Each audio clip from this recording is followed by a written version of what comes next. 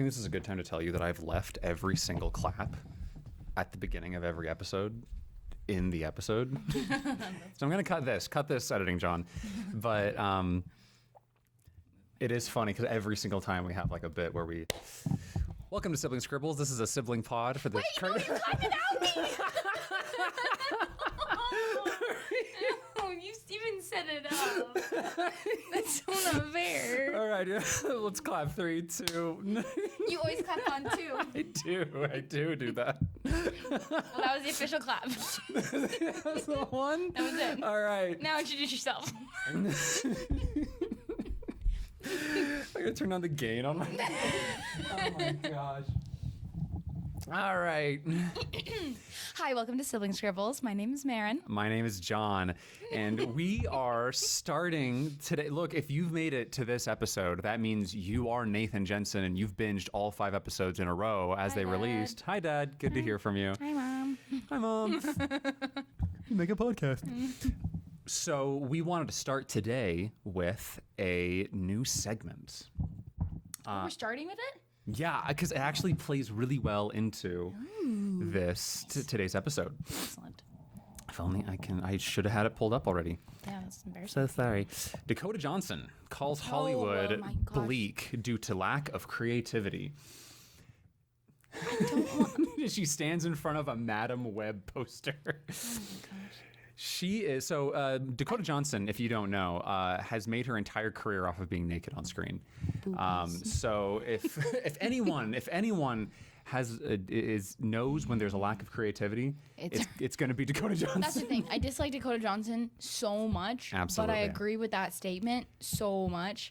Yeah, she plugs her own movie, like her own indie movie that she made, and I went and looked this up because I was like, okay, cool. You're talking about creativity. You're taking massive risks. Let's see what you're working on recently. And like no one has seen that movie. There is not a single plot synopsis anywhere for this movie. All there is just someone's like. Like the IMDb parental guide is like, yeah, there's sex in it, and that's it. That is all I can find on this movie. Well, something she knows. Not even Wikipedia has anything on this movie. Yikes! So today we're talking about originality. Hey! Hooray! The bluey. Hooray! Wait, 1, 2, 3. Hooray! We shouldn't be allowed to make anything. So today we want to talk about originality because I'm like, look, a trailer. I don't know if it was a real trailer or if it was a fake trailer, but a Moana teaser trailer. No, it's real. Moana dropped. 2. And I heard rumors about it getting greenlit, and I was pissed because all the animators that worked on that, oh my god, they made a water software for that movie, and they made a hair software for Moana. Right. So she looks like so beautiful, and they're like, actually, we're just gonna do it live action. No. They canceled the live action. Live action's not happening anymore. Oh, really? Live action's not happening anymore. Or that's what I read. Oh, shoot. I read the live action's not happening anymore, and that Moana 2, an animated sequel, Maren's looking it up. We gotta fact check this, because someone's gonna be watching and they're like, me. 5 years later, we already know that Moana 2 was the biggest movie in the world. Hey, okay. As long as, what is his name? Miranda? Lin-Manuel Miranda. I didn't hear this. I saw the trailer drop because Haley showed me a TikTok by these 2 girls who wrote an uncredited, they wrote a musical for Bridgerton, and they shouldn't have. They were not allowed to.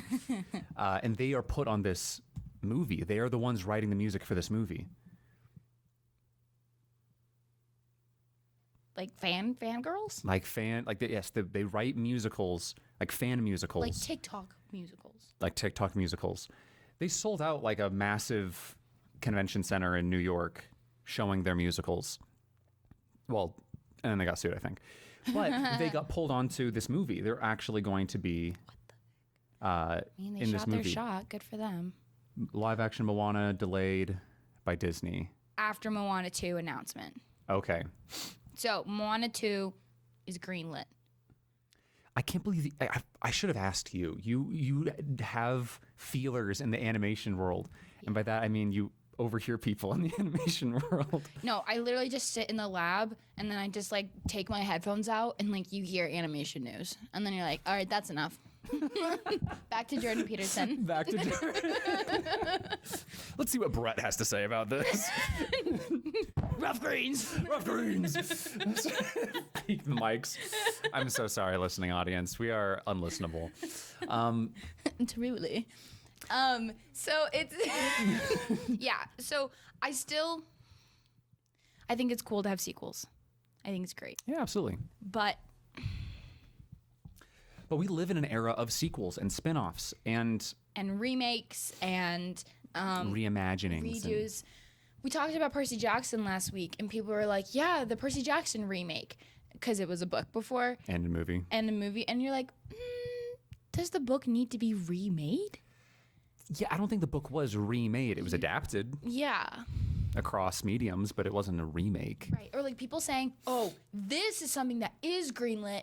The How to Train Your Dragon live action. Oh my movie. goodness. That's greenlit. Oh my And they're goodness. saying it's the How to Train Your Dragon remake. And I'm like, what about those movies needed to be remade? First of all. And what kind of hubris must you have to watch that movie and go, I can do that in live action and I won't embarrass myself? That's a good point. It's just so embarrassing for them to do Yeah, that. it is. Okay, we all know what scene I'm going to talk about. It's the first time they fly and they're the I did not hit a single note. Dun dun dun dun. Dun dun dun dun dun dun. Bum, ba-da-dum, ba. That's on my playlist for washing the Everyone- dishes. Dude. Those dishes get clean. Like doing a violin motion. With my scrub Such- daddy. Scrub daddies are great, by the way. I hate that they're named that, but I love the product. Hey, we don't have a scrub mommy, but I'm like Thompson. I'm kind of the scrub mom. I'm kind of scrub mommy. I love doing dishes. I love doing dishes, and scrub daddies are just my best friend. Did you know you could use the mouth to clean out Like spoons? spoons? Isn't that insane? Yeah. Okay. Who's the every person time who looked at? Thompson- Go ahead. Every time Thompson uses one, he like turns the water all the way cold. And he's like, Marin, this is OP that when you turn it cold, and I'm like, oh my gosh.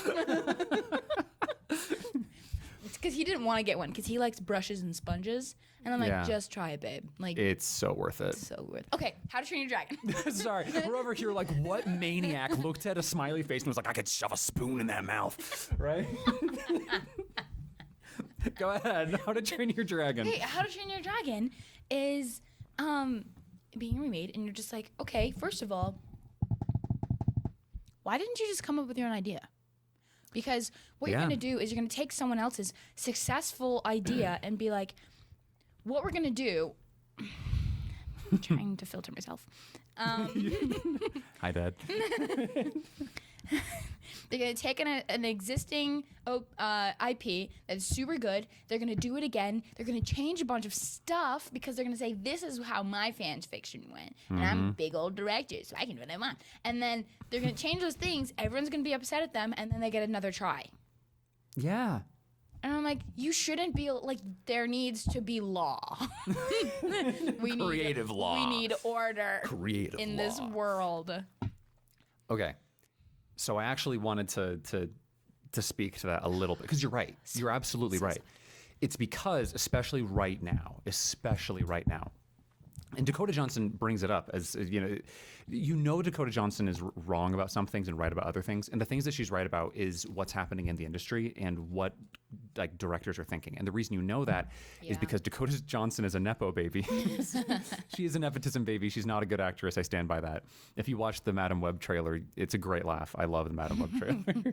She's not a leading lady, but she. If you watch her in anything, it's a good laugh. Yeah. Well, she says that directors and executives are not taking creative risks. They're making really, really safe choices, and it's killing the industry. And no one's willing to do make crazy creative decisions. You know. So that she's clearly right about that because she knows all those people, right? They're her dad's friends, and they're her friends.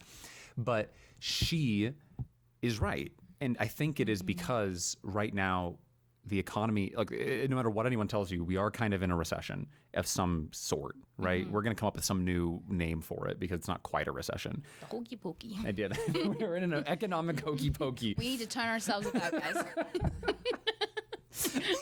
You should have studied business. I don't know what I was doing at UVU. You should have studied business. But okay, but you're right. You're right. Yeah. It is a moment where we do need to turn ourselves around big time.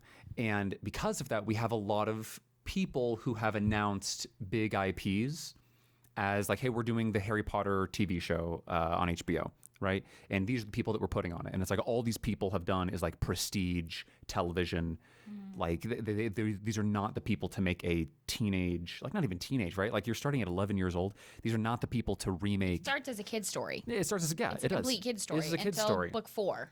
Yeah, when Cedric Diggory dies. Cedric Diggory dying is the midpoint of, so sorry for spoilers, but I haven't read them. like 30 years old. But Cedric Diggory dying is the midpoint of the entire series. When that moment happens, Right. it stops being a kid's story and it starts being very, very serious. Right. Which is kind of cool because it kind of changes. When you read Percy Jackson books, the whole first series is all kind of a kid's story. Yeah, it is. All 5 books. Right. And then you go to the next section and Rick Riordan's like, I think I'm going to write teenage stuff now. I'm going to get juicy. Rick, no. Ricky, Rick, put the don't do pen it, Ricky. down. Ricky, no. Put the pen down. So, but we are seeing a lot of remakes and sequels and stuff because they are safe, right? The same month that Harry Potter was announced was the same month that Disney was like, we're doing Frozen 3, Zootopia 2, Toy Story 5. It was the same That's right. few months where we had all of these movies announced because they were trying to tell investors, hey, don't worry, we have plans. There is a bright future ahead of us at Disney. And you'd think that it only happens right then, but it's been happening everywhere and it's been happening for a while, right? This kind of stuff has been happening for a bit. And now we're just kind of seeing it get really bad. Yeah. So I think from a business perspective, it makes a lot of sense. Finished my juice pouch. Delicious. I love applesauce. Applesauce. I from a business perspective, it makes a ton of sense. Yeah. But why is it a bad idea from a creative perspective? From a creative perspective, it's really annoying because, especially with people redoing so many fairy tales, because we love fairy tales and Walt Disney made fairy tales cool. And he made them really consumable, very consumable and very everyone consumes it. Like it's like a normal thing. Right. He did mass marketing consumer. Sure, yeah. Like so it's like everyone's like, okay, we need a little snatchy, put our little fingers into that pie, right? But the thing is, it really ticks me off. It's like, okay, he spun those, and what you're doing is you're just your jaw. That was my jaw. My jaw just popped like that. Holy crap! I wonder if the mic cap caught that. That was just like a snap. Jeez. I should see someone about that. I'm so sorry. You continue. But he spun them. So I'm like, okay, do The Little Mermaid, but don't just kind of switch genders and make it live action and CGI. You should make it in the Caribbean. And like for real, make all of the characters like these Pirates of the Caribbean mermaids and, salesmen. Oh, you lean all the way into it. Right, like just taking the whole thing, putting the story, what if it happened in this? Have you seen the live action Little Mermaid? I haven't. Okay, I have. I want to. Did you like it? Heavens no. Oh. Because I've heard people be like, I loved it. It was so fun. I love all the songs. Wrong, incorrect. And what's her name? Holly? Holly, the girl who plays Oh, the mermaid? Hallie. Hallie? That's it. Hallie. That's how people pronounce Haley's name. Yeah, Okay. and people are like, she's such a great singer. She's such a great actor. But I was like, it doesn't look pretty enough for me to put time to watch it. I don't want this episode to turn into a let's just dunk on current Disney. We're not going to do that. Yes. Plenty of people have done it. We all know why that's an issue. Yes. But I did want to talk about it very, very briefly because Haley and I, we watched the first 10 minutes of it got really, really angry, went and watched the animated version of it. So good. And it's excellent. It really is. And it's I love what you've said about it because they did do, excuse me, I get ahead of myself all the time. My words escape while my brain is still catching up. They did do exactly what you said they should do, which is they took The Little Mermaid and they did something new with it from the original fairy tale, and they turned it into something that everybody could enjoy.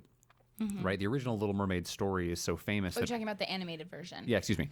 The original animated story is a very fresh, vibrant take. They took a fairy tale and they put it into, they molded it to fit storytelling conventions. Right. And they made it enjoyable to watch. And it's gorgeous. My gosh, it's gorgeous. So wonderful. It's a great movie. It's such a good movie.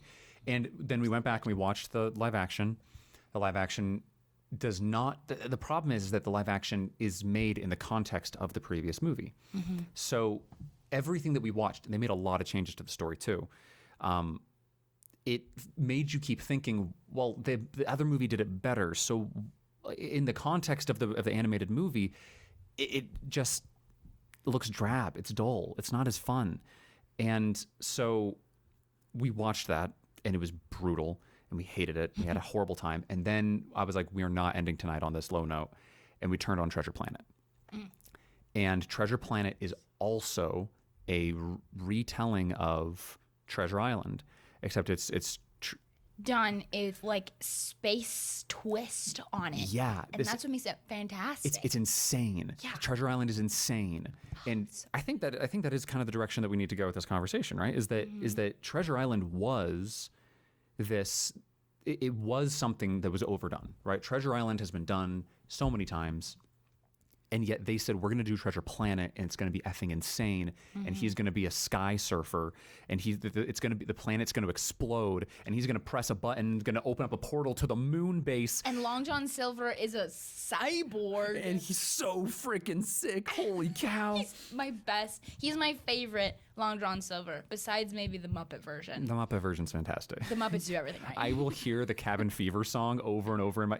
You would play that. You had it on VCR. We had it on VCR, and Marin would rewind it so that she could listen to that song over and over and over again. It was just YouTube replay before YouTube could before we had that. You listened to Cabin Fever a billion times.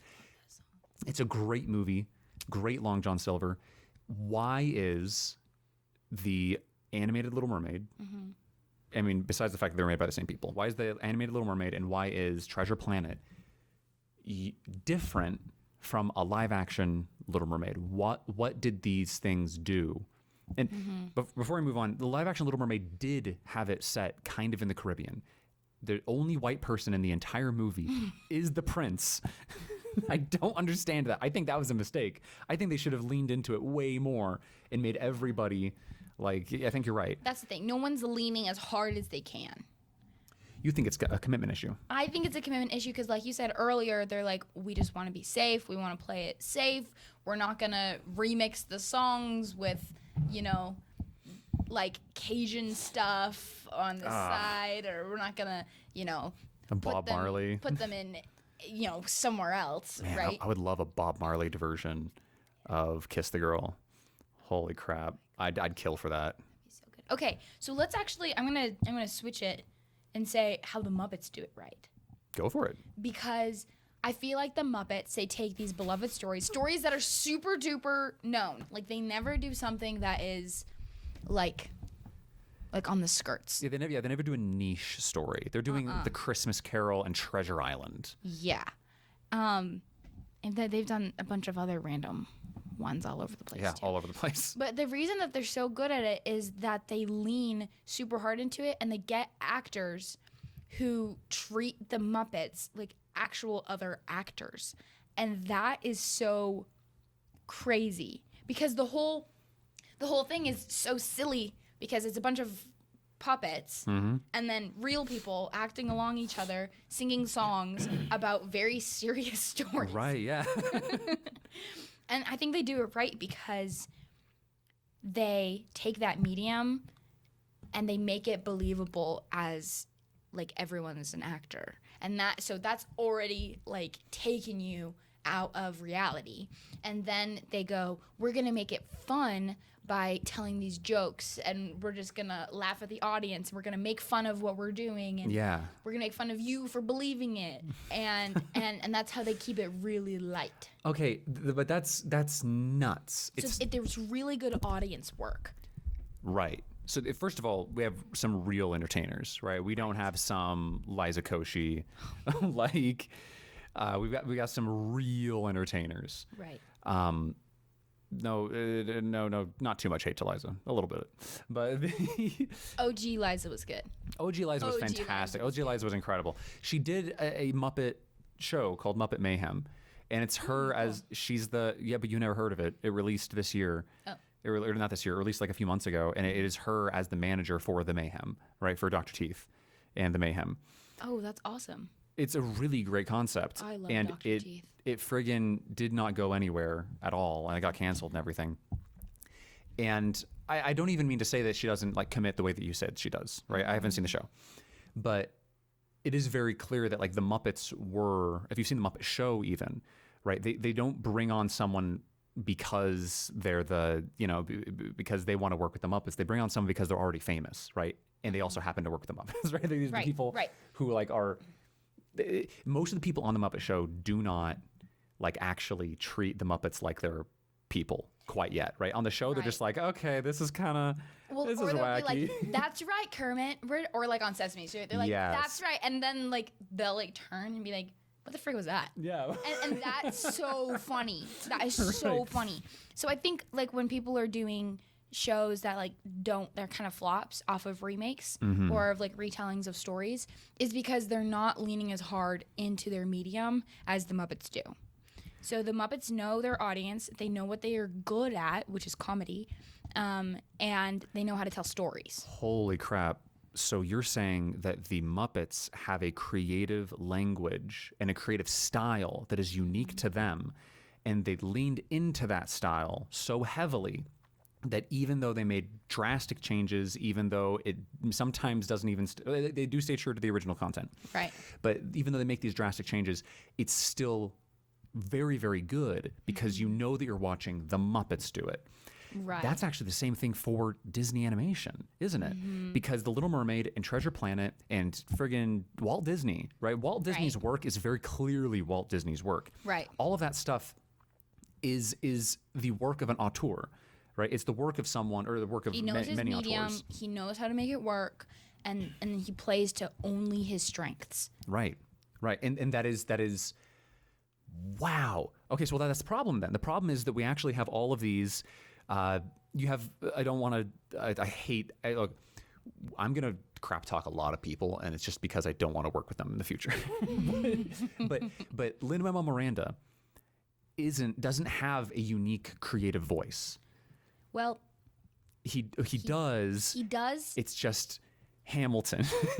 Right. Like that's his thing. Like that's his accent, I guess you could say. Sure. Right? And so the moment something starts singing in another thing like Mary Poppins or Moana or you're Encanto. Like, what? Miranda, were you here? And he's like running out the door. Just skittering on all fours. He's like riding over all of the music. Yeah. And so I think that actually is why I did like Hamilton when it first released. I hated it after hearing it for the billionth time. But everyone liked it, and that's why he did a good job. It does have a unique voice to it. And I think that in all of the rest of his work that he's done, it's all been corporate, right? It's all felt safe. It's why everyone is really upset at him about what was the recent thing that came out. He was in Percy Jackson. It was Wish. Oh, Wish. He was in Wish. Everyone got angry at him for Wish, but he had nothing to do with that movie. He had nothing to do with Wish whatsoever. But everyone got upset at him because Wish was the definition of just like safe corpo trash. Right? It was just, this is just pop music sung by Chris Pine. And it was, everyone got upset at Lin-Manuel Miranda because Lin-Manuel Miranda is just the safe corporate decision, right? He is just the guy you call when you need something made and you need it to be passable, right? And he did a great job in Moana. Okay, Stanford Daily says, the lack of originality in new Disney numbers has been evident ever since Disney hired Broadway superstar Lin-Manuel Miranda. Holy crap. The Stanford Daily. You nailed it. You And nailed then it. the call letter says the songs in which attempt to replicate the past success of Lin-Manuel Miranda rather than taking unique risks. Right. Wow, that is exactly what's happening right now. But it's happening on a much larger scale, right? Like we can talk about just the music. Right. We can talk about just... But people are like, oh, people like this, and then they just like insert it in. Yeah, because Encanto is fine. I thought the movie's fine, but it was a supermassive success. Fun movie. It's a great movie. I get emotional at the end. It's a fun movie. And it's because it decided to be very original and very daring. Right. It did something very unique. Right. It was like, we're not going to do a princess story. We're going to do a big family drama story. And I think they did a good job. Yeah. But I think their only thing was like landing the ending. Yeah, the ending kind of Because, stumbles. I don't know. Okay, we come from like culture and religion that really, really is big family oriented. Huge, yeah. Yeah, we have there's 6 of us. There's 6 siblings in our family. Right. My wife has 8 siblings. Uh-huh. She's the second of 9. Yeah, Thompson has 4 other siblings. Yeah, So, big family. yeah. And I mean, like, we have cousins that have like 12 kids, 7 kids. So it's like We're actually on the small side. 6 Yeah. is rookie numbers. Yeah, we really are actually. And I mean, like, it's still a lot of people, especially when is. you're all adults and you all get married, and it's so many It's a people. mess. It's a mess. So like Encanto is kind of really cool because you're like, oh, dang, like that's a big family. I'm a part of a big Yeah. family. That's not seen a lot with it, you know, in Disney. With like some parents always dead, right? So there's only so many opportunities to have more than one kid. And the mom and dad, like, neither of them sucked. The mom and dad were just like supportive, and they were like, can we just not deal with this crap today? Like, please, Mirabelle, please. I don't want to deal with this crap today, please. And she's like, I want to be a miracle. So in a way, for her being a teenager, it was very realistic. It was very realistic. But like after that was made, you're like, this really leaned into it, but because they didn't stick the landing, then people are like, oh, okay, well, we're not going to try that again. Right. I mean, it stuck the landing in, I think, in numbers. I think that the movie was very successful, and not just because they released it on Disney Plus during the pandemic. The timing was very excellent. But I do think the ending's good. Ending's fine. It's too fast. Yeah, I think that they needed a little more time to breathe. They cut out a scene. The oldest, not the older sister, the younger sister, the flower sister. Oh. She was supposed to have a secret nerdy boyfriend who lived she would run out to meet because she was in love with him and not the very hot guy who shows up to the house, but she's going to marry him anyway because it's what she's supposed to do for the family. I think that the movie did need that. I think that it needed a little more time to breathe and a little more time for everyone to kind of ease into a finale. Right. But they had to work with, you know, budget, time limits. Absolutely. And that's that. normal. I get it. Yeah. Haley and I watched Princess and the Frog last week. That movie is actually, I think, as good as Tangled. I watched it. It's really good. It's excellent. I know that is a hot take. I do think that Tangled and Princess and the Frog are like right friggin' here. I really do think that. I think it's the American flag where it's like, this is the Texas flag. American flag can be right on top. Texas flag can be right underneath. Okay, same flagpole. Same flag. Same flagpole. Same flagpole right underneath. But they can't share the same spot. I really do think they're both superb movies. I don't actually know if other states hang their flags on the. No, they don't. Just Texas. Okay. we're some proud mother flippers. Oh dear. The camera's about to run out of juice, but it is. Princess and the Frog is excellent. It's really excellent, and it's also because it takes very big creative risks and it leans very heavily into the voice of the creators. Mm-hmm. Right. So how do you tell? Thank you so much for just like opening up a snack and it's just crinkle, crinkle, crinkle. I saw this meme, and it's like me being thrown out of the cathedral because I spend 30 minutes trying to open a Mars bar while the Pope is talking. How to be original, how to have your own voice. So I think the first important thing here is knowing your own voice. And now that I say that, I don't actually know how to do that. Okay. So let's just come with like a step-by-step plan. You have an idea. Right. Do we want to start completely from nothing, or do we want to say making something off of something else?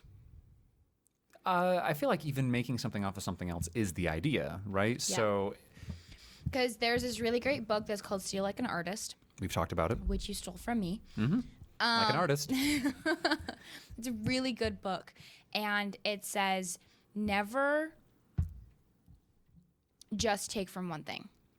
I say take from 5 things, and then it becomes an original idea. So if you only have 3 things, someone's like, oh, I know exactly what those 3 things are. But if you have 5, then you're like, well, it could be based off of this. It could be from this. I mean, we were watching Prince Caspian last night, and there's some scenes where you're like, this is pretty Lord of the Ringsy. Yes. Respectfully. You Sure, know, yeah. But the thing is, they twisted it in their own way. Like when the trees attack, like Lion Yeah. Jesus shows up, and Aslan? yeah, Go ahead. and or he meets Lucy, and then he's like, let's wake those friends back up in the Liam Neeson voice. Oh, love that man. Let's wake those friends back up. Oh my gosh, his voice will is find you, so hot. and I will redeem you. He's such a good voice. Me and Tops are like, he's so majestic, so voice, much yes. Much yes. But and then the trees show up, and you're like, oh, this is like the Ents showing up. But then they like attack with their roots underground and like come up and destroy things, and you're like, I respect that. Yeah, it's new. That's different. That was cool. Well, something different. Well, some for the boys. So if we start with nothing, right? You're like, okay, I want to have an idea. Let's just combine a few ideas right now. So Okay, let's look around at these pictures. Actually, this is great. So, Rome. Okay, I have a picture of Rome on the wall. the picture of Rome. You can barely see it. It's here. That's my pick because Okay. I'm a man. I actually don't think of Rome that often. Go ahead. Okay, yeah. I asked Thompson that. He was like, I said, so Thompson, how often do you think about the Roman Empire? He's like, never. I never think about it. He's like, that's just a dumb thing that's happening now. He's like, I think about sports all the time. You think of sports a lot, yeah. And I'm like, but then. I think about my wife a lot, like an inordinate amount. It is just way too much. We're also going to take. She is my Roman Empire. That's beautiful. Go ahead, your so pick. We're going to take this picture here, which is done by Starbite. I don't know if you can see it. But it's of Mothman. Just kidding. It's of the professor. And He is covered in moths. he's covered in moths. Is he wearing a shirt? Yes, he's wearing a suit coat. Oh, okay. Kind of looks like he's not wearing a shirt. Ridiculous. Okay, But so look at Starbite's work. It's an inspiration. yeah, Starbite's fantastic. I was going to put their book up here, and I forgot to. Next time. Okay, I love that. Let's. So we have a setting, we have a character. We're right back to episode 1, aren't we? We have. I want this axe. Can you show this axe? Okay, we have this axe. So if just my wall is really cool, I have tons and tons of art. You can only just see kind of a small snippet of it, but it's all prints and it's all places that we've been, postcards and stuff. This is an axe that we got in Samoa. It's so friggin' rad. Super sick. We were like, should we get the big one or the small one? We got the big one. If you can't tell. Okay. So we're adding the axe. Die. Stop. Okay. We're gonna put the axe So- here in the front, just so, for inspiration. Can you see that? I think I can see. I sure hope so. It's covering all my books. How will they know I read Brandon Sanderson? Not real. You can't. Oh my gosh. The power of Brandon compels you. No. It's not real. Okay. Okay, here we go. So we have Mothman, or not Mothman, but we have a man covered in moths, the professor. Yep. We have have Rome. Rome. We have an axe. So here we go. We have a handful of ideas. Okay. We have 3, and then we can add more if we need. Sure. So, what's your first thoughts? My first thoughts are cryptids in Rome. Yeah. Ooh, yeah, that is my first idea. My first idea is a legionnaire during the Roman Empire who hunts cryptids. Right? Like him and his squad I'm Googling what cryptid means. Oh my goodness, Marin. It's like Mothman and Bigfoot. A creature that is found in stories. It's Gravity Falls. It's like all of Gravity Falls is cryptids. Oh, okay. Anything that isn't like a video game that's come to life is a cryptid. Just wanted to see. Like vampires or gnomes. Okay, so Or five gnomes Mothman. pretending to be a teenage boy. Mothman in Rome. Mm-hmm. All right, and then what about the axe? I don't think it necessarily needs to be Mothman, right? It can just be a cryptid. A cryptid. Okay, this reminds me of the story of the gargoyle and Medusa story. Oh, cool. Yeah, that was one that I made. Yeah. Yeah. I wrote I a... drew cringy fan art for. It was awesome. I had a D&D session that I wrote where a Medusa, right? They call them Medusas, but they're gorgons. They just, I don't know why they did that. But a Medusa has an army of gargoyles because the gargoyles can't be petrified. So they're naturally, they naturally can work together. Right. It was fun. Now fun. I'm just thinking about that. I ran that session recently. It was a lot of fun. All right, so A squad of What about the Roman soldiers who hunt cryptids. Is Yeah. the axe a magical weapon that they use to kill the cryptids? Is it something that they are hunting for themselves? Is this a MacGuffin? Is it a... maybe it's a sacred item. Sure, maybe this is from it's from Samoa, right? And so this is something. Maybe it's cursed, right? Maybe this is a cursed axe that has been brought from far off places. Explorers went to Samoa, and then ever since the axe got brought back, all of these cryptids are showing up. Ooh, and this is kind of the Kind of Night of the Museum-y. yes. Yeah, so we can add that to our list. So that's our fourth item.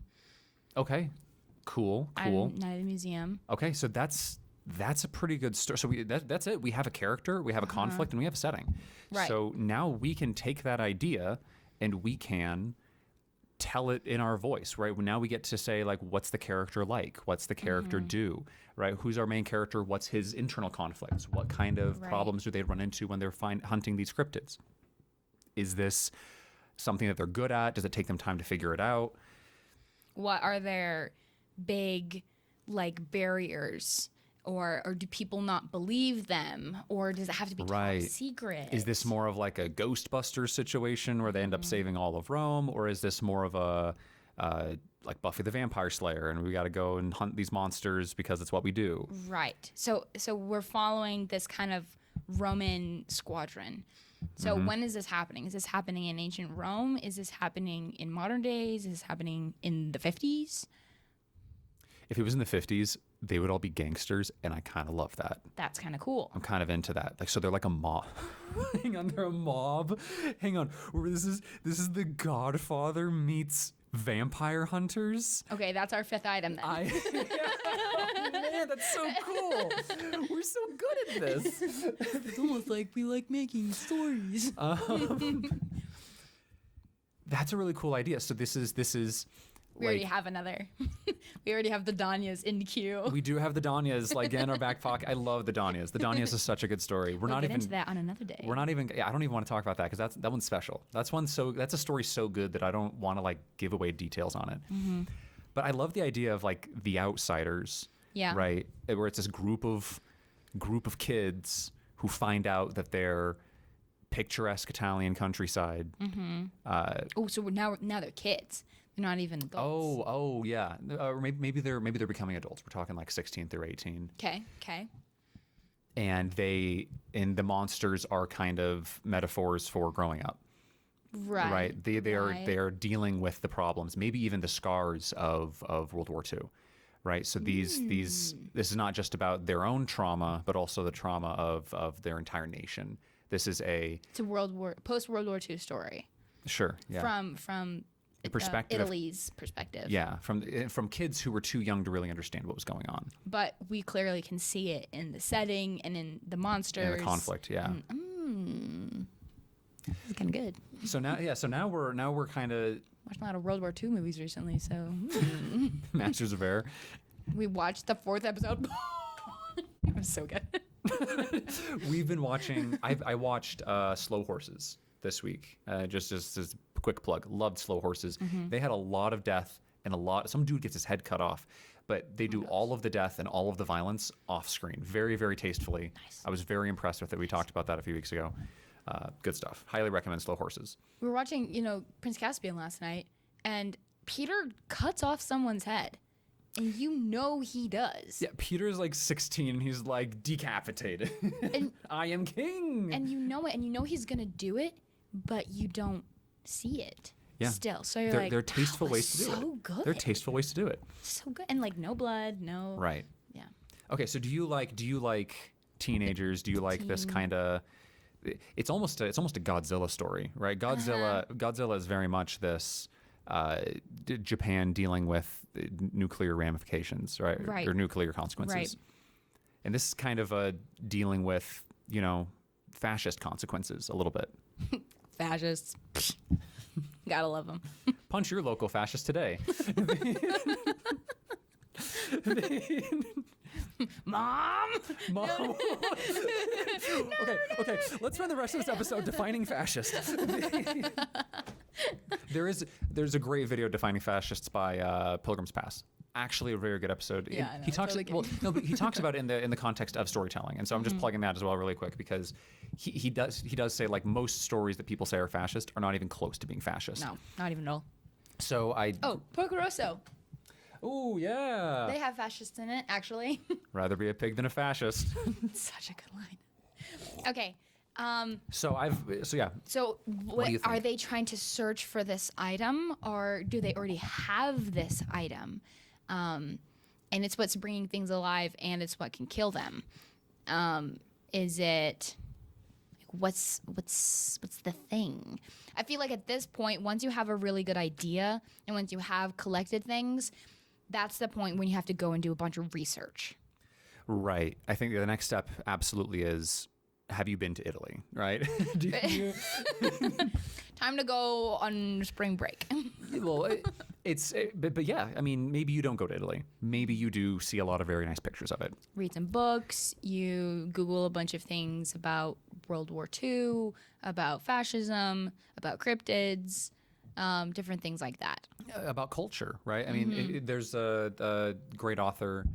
He wrote the Rune Lords, Dave Wolverton. Dave Wolverton wrote the Rune Lords, and he has honor as a very big central theme in his story. And so he did a lot of research on the Japanese concept of giri.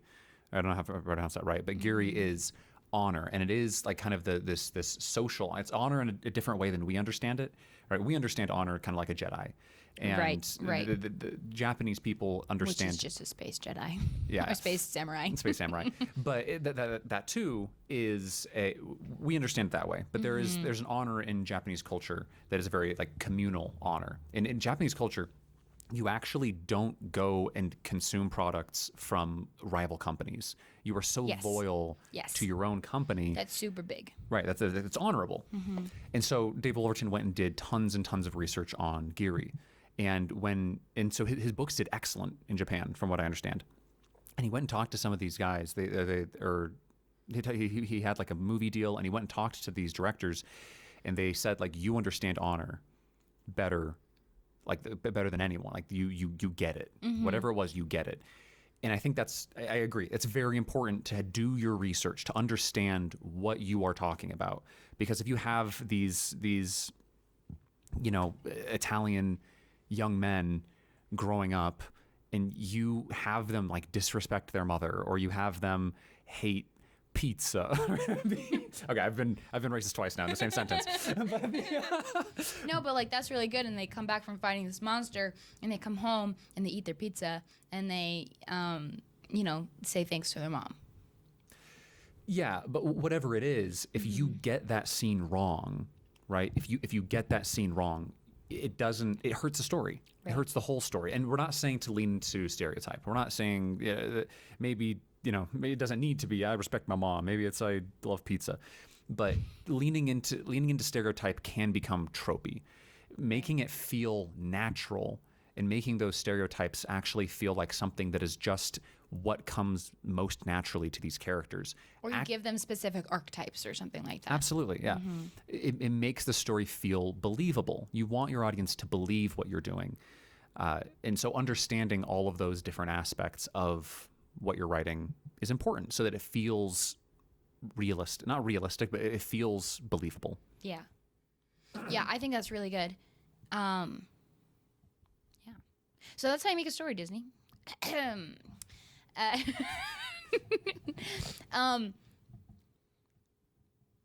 cool. What do we talk about now? Well, we talk about, I think, how to develop your own voice. Because now that we've look, we can say like, nice, we wrote the mob finds Bigfoot, the Italian mob versus Bigfoot. Right. You walk into my picture in the background of my daughter's wedding. So it's we've talked about how to come up with an idea, but the reason that sure, that idea is original. Everyone and their mom, their grandma, and their dog have ideas. Sure, everyone can take what we just did. They can do that, right? They can look around the room and go, like, train, TV. I'm gonna put a TV on the front of a train with the child's face on it. Teletubbies. His name is Tom. Thomas the Tank Engine. What the? I can see the confusion. I see it now. No, you said screen. That's my bad. But we've come up with an original idea, and this idea can pull from so many different things, right? We can pull from Buffy the Vampire Slayer, and we can pull from Dracula. You can take all these ideas, but the next thing you have to do is actually do it.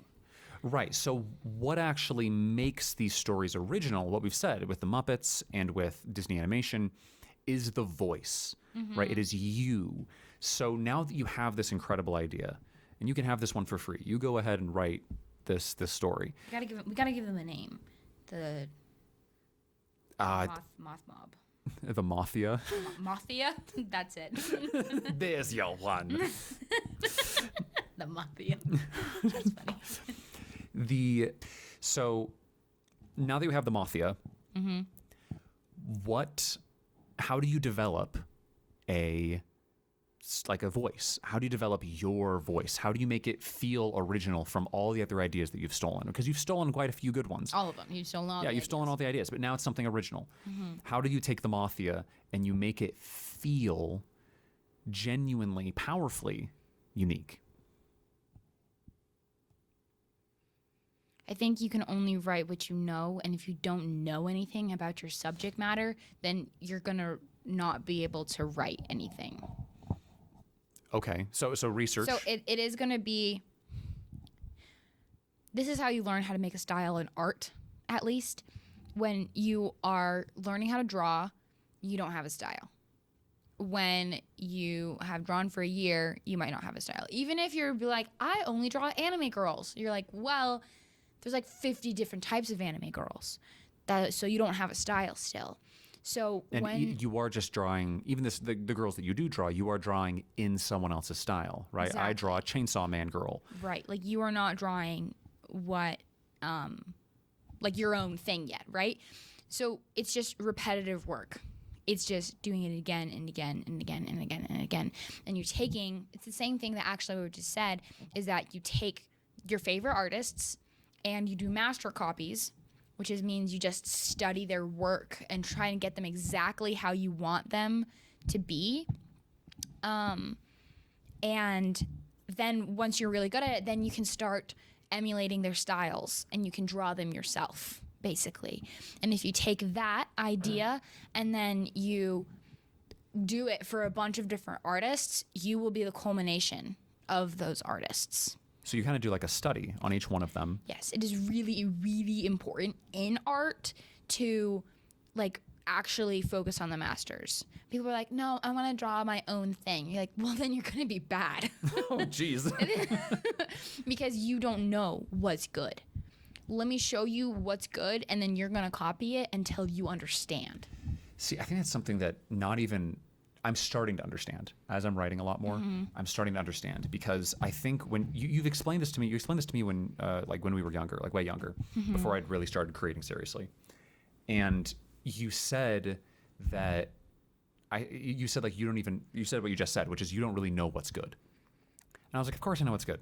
I know that that's good. I know that that's good. I know that that's good. But not until I really started creating did I realize, from a consumer perspective, you can kind of appreciate most things. But from a creator's perspective, it takes a lot of work to make anything any good.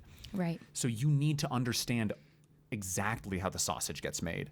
And even then, you might make some pretty crappy sausage for a while until you figure it out yourself, until it's yours. Right. It's the same thing for any kind of creation. I think it's cool that you brought up food, because with food, you can take any recipe. All recipes are online. Most recipes are free, unless you buy them in a book. Or you can even go to the bookstore and like open the thing up and then read it. Yeah, I've got The Lord of the Rings cookbook. That's one of our books today. But until you make that enough, you can't actually make that recipe yours.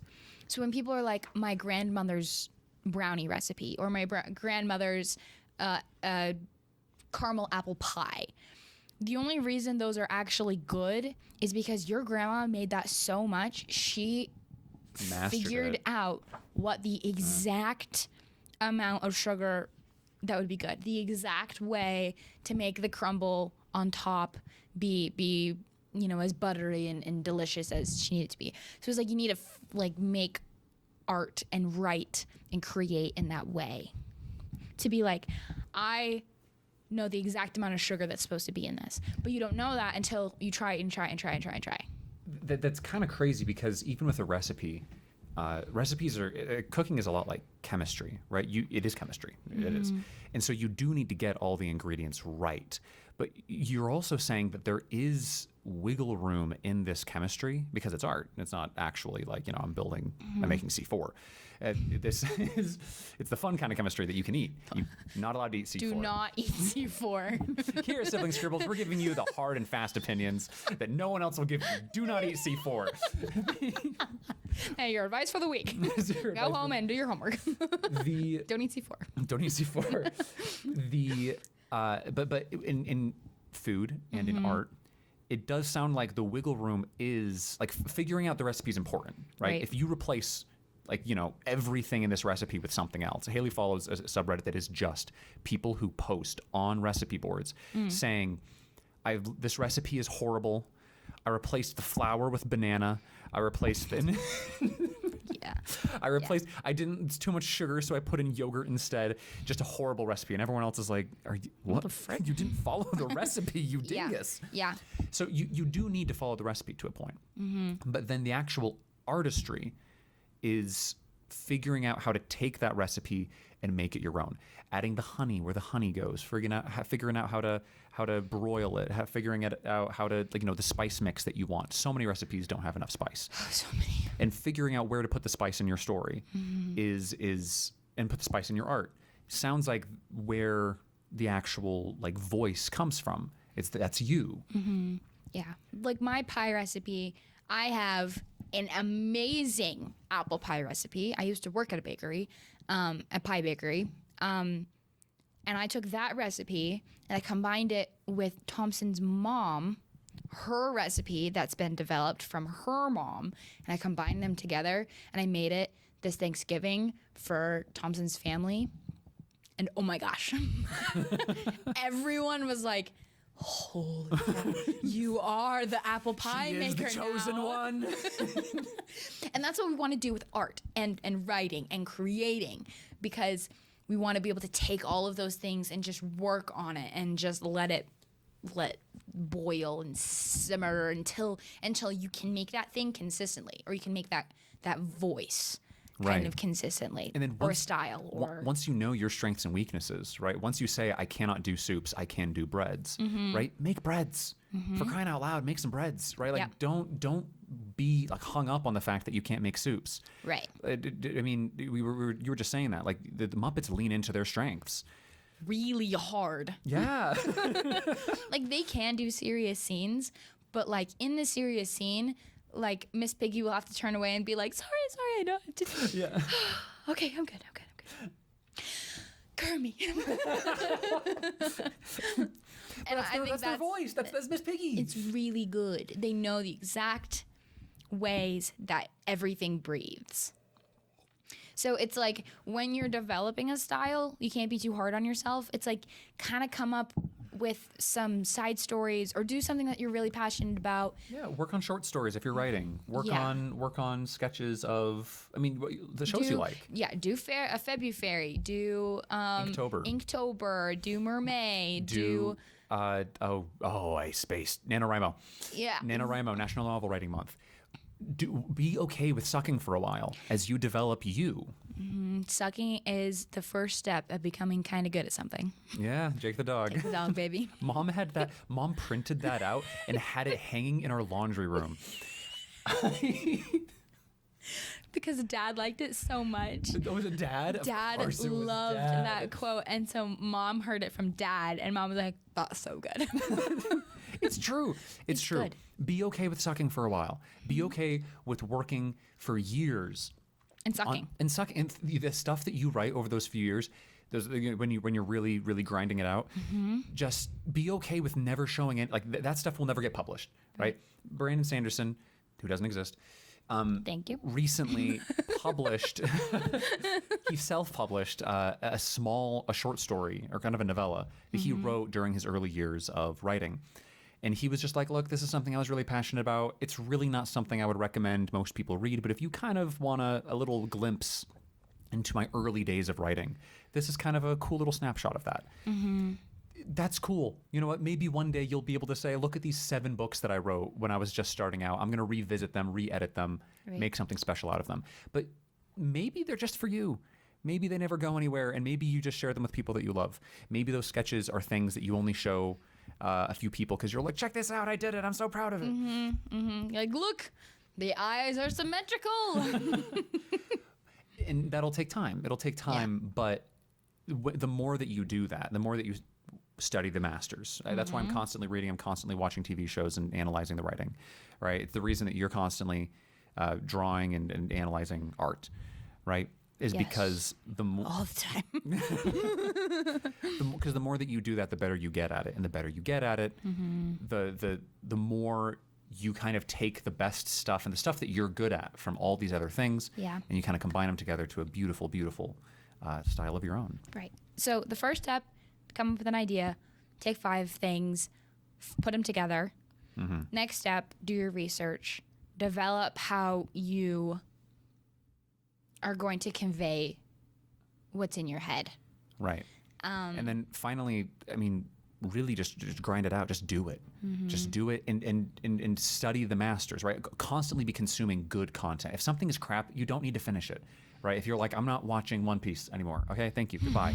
Like you can just drop Naruto whenever you want, and you can start consuming lots of different types of media, and you can determine what is the best stuff. Right. And you can take from that while you research and while you work. Yeah. Well, I have this one teacher, and he said, and I think about this all the time. He's like, everyone and their grandma and their dog all have ideas, but not everyone is going to actually do the work to tell those ideas. And that's why directors and actors and famous artists and animators and writers and all of these people, that's why they are famous, because they did it. They just did it. They went through the I suck phase for as long as it needed it to be, and then got into the I'm really good phase. Yeah.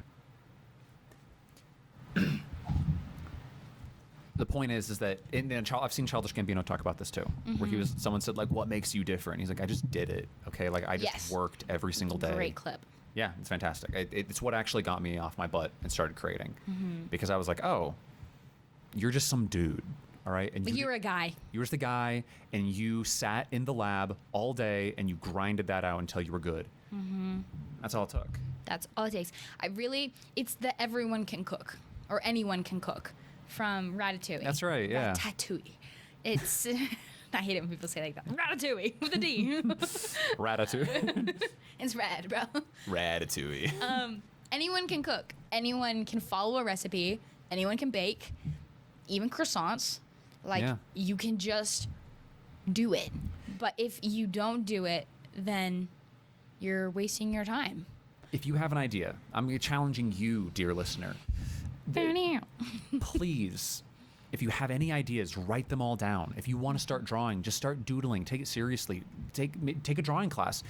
You're an adult, or maybe you're a kid, and you can just ask to take drawing classes. If you want to get good at, at music or a language, you can just set aside that time. You can just ask people, and they will do it.